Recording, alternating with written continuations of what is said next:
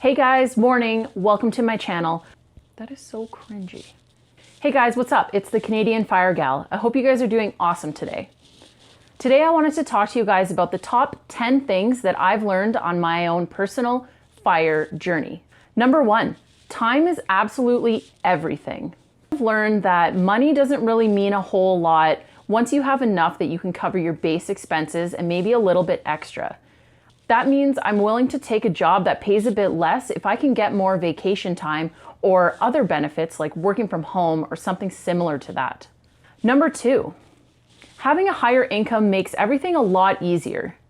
This one might seem like super obvious, but especially on the fire journey, it makes things so much easier to reach those goals and those milestones a lot faster. For me, on my journey, focusing on increasing my income has made the biggest impact instead of saving or changing any other way that I deal with money. Increasing my income allowed me to save a lot more money in the years that I was at a higher income. Number 3, everybody's path looks different. Don't feel bad if your fire journey looks different than somebody else's. Comparison is the killer of joy, as they say. Don't worry about what other people are doing, how much they have saved, how much money they make. Your goal should be to focus on your journey alone. I love reading stories about individuals and the struggles that they face personally because everybody's journey is so different and there's definitely no one-size-fits-all way to go about achieving fire. Number 4, saving is never a bad thing. Regardless of whether or not you're on the fire path, saving can never be bad. If you're saving up for a big purchase coming up in the future, it's a great way to make a little bit extra on a high interest savings account or something similar to that. Putting aside a little bit of money every time you get paid can be seen as paying yourself first. This is huge. Number 5, having a cushion does wonders for your mental health. What I mean by this is when you have a little bit of a cushion of money, something similar to an emergency fund, then it does incredible things to your mental health. You kind of realize that if you lost your job or if you had an emergency or if something came up and you had to fly home for whatever reason, or you had a medical issue and you needed to take some time off work or anything similar to that, having that cushion alleviates so many worries in your life. It really is just crazy what it does for your mental health and allowing you to open up and start experiencing life instead of worrying about money and bills and everything like that. Number 6, money loses meaning the more you get.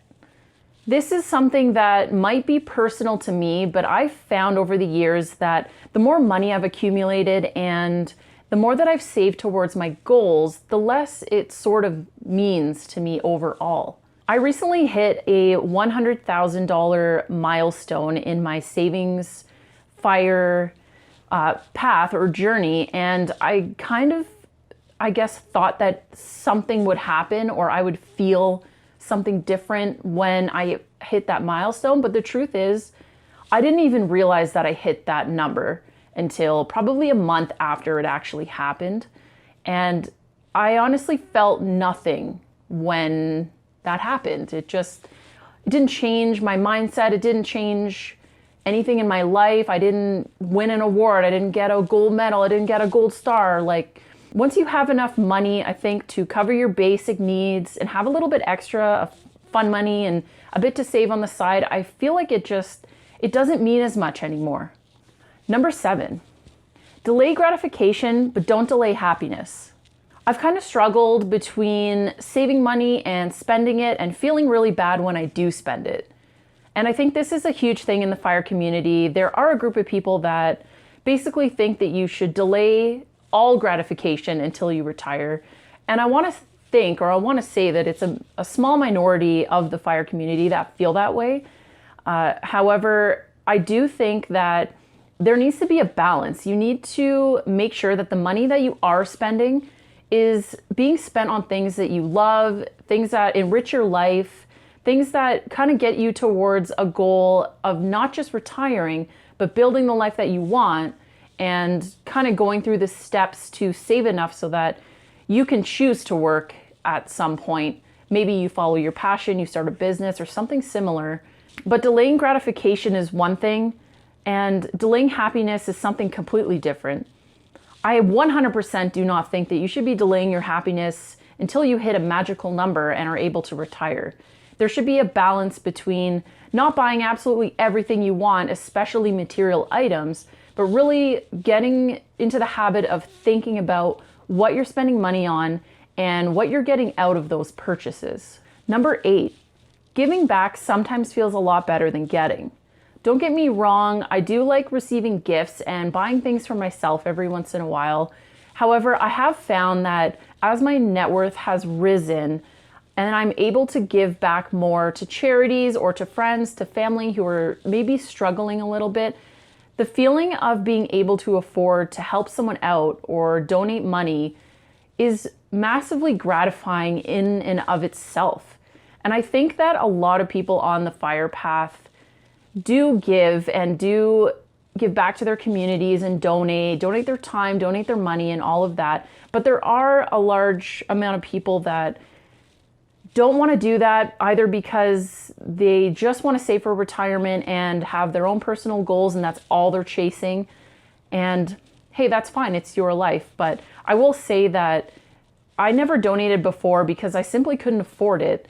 And now that I can and I give back and I donate to charities that I love on a yearly basis, and I lend money to friends and family who need it when they're struggling, or sometimes I pick up the bill when I go out with friends and treat somebody to something that they wouldn't otherwise be able to afford. And that is an absolutely amazing feeling. You really don't even need to have a ton of money to be able to give back. Giving back your time is probably even more valuable than giving money in certain situations. So I haven't volunteered in a long time, but it's something that I've looked at doing closer to retirement when I have the time to go out and spend time giving back to the community. Number 9, work cannot be everything. There are a lot of people that I know that throw themselves completely into work and that is all they do.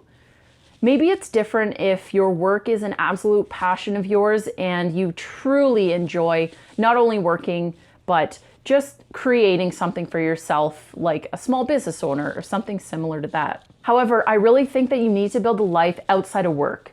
Having a strong social circle, having really great relationships with your spouse, with your family, and maybe even giving back to your community and having a presence in your city, community, whatever it is. I think it's really important because if you throw absolutely everything into work, once you retire, I think that you would just be a little bit lost. You wouldn't know what to do with yourself. Maybe your whole identity is inside of that job, and without it, you could become depressed. You could sort of feel like you've lost meaning in your life. And that is something that I've really thought a lot about on my FIRE path, is building something outside of work that makes life pretty much worth living.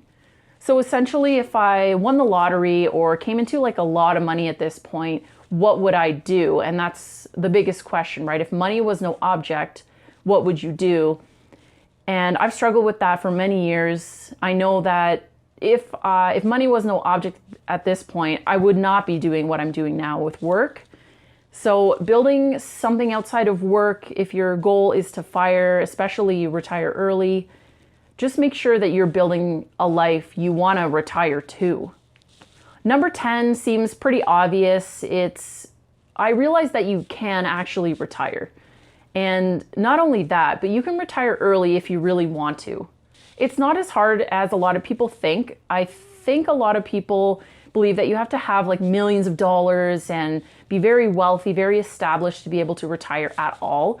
And that is just not the case.